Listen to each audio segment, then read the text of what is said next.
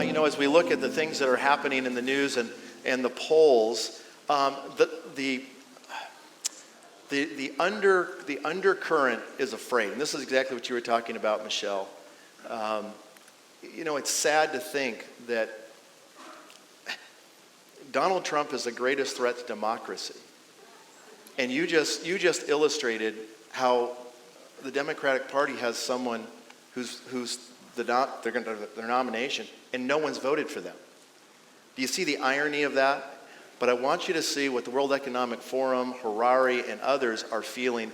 They've shown their cards. This is that running naked. Yeah. And just watch this. I want you two to respond to this. Are you concerned that Trump might be elected again shortly? I think it's very likely.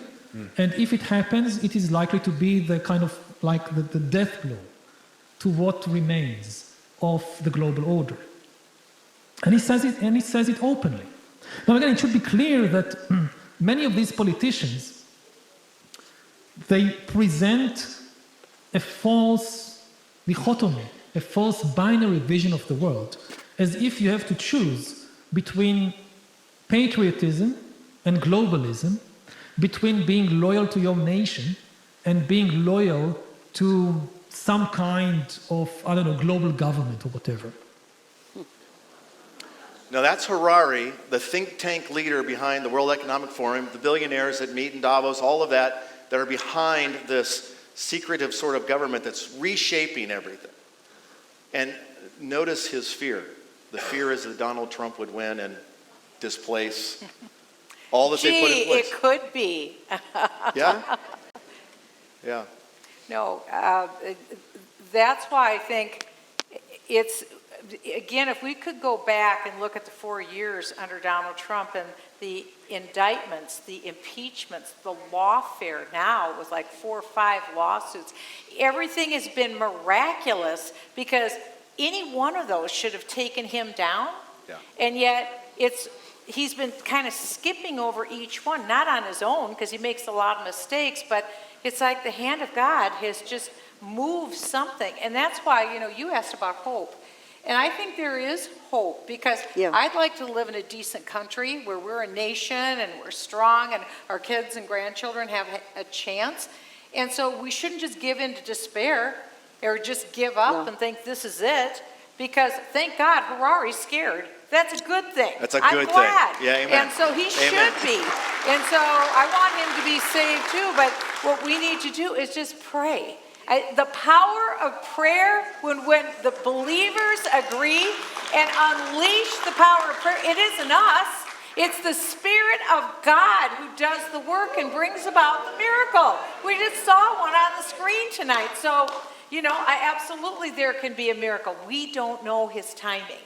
That's the thing. We don't know if this war in the next 3 days will be Ezekiel 38 or what. We don't know. Yeah. So that's not our responsibility to know. Our responsibility is to trust, pray, believe.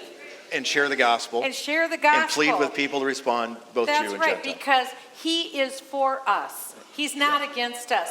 He is for us. And every morning, wake up and say, this is the day the Lord has made. I will rejoice and be glad in it. Then expect great things. That's where the miracles come. I have a question for you, and you sort of answered it, but I kind of want to build on it a little bit more. Who do you think is running the country? The ghost president? Yeah. It's not one person, I don't think. I think that it is an amalgam. And I think Obama has weirdly had 3 terms, and I think he's going for a fourth. But it isn't just him.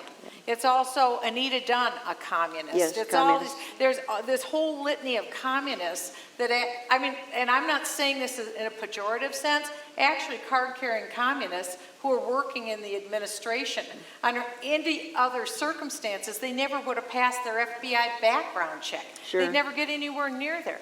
But I think it's a lot of the retreads, but I think it's also other fellow travelers who've come in to join them. Susan Rice, I think, was a part of that. Again, she was from the Obama crowd. Valerie Jarrett, I just saw her pop her head up, and I haven't seen her in like 4 years. So these guys have been there all along, but it isn't just them. they're in league with this global order of the Hararis Yes. and the Klaus Schwabs and all Exactly. that. So it isn't just that. It's not American. It's global. So the White House is being run globally. And also, this is just a speculation opinion, when you look at Joe Biden, who was clearly compromised by the Communist Chinese, the Communist Chinese have been running the White House. They've been having their way.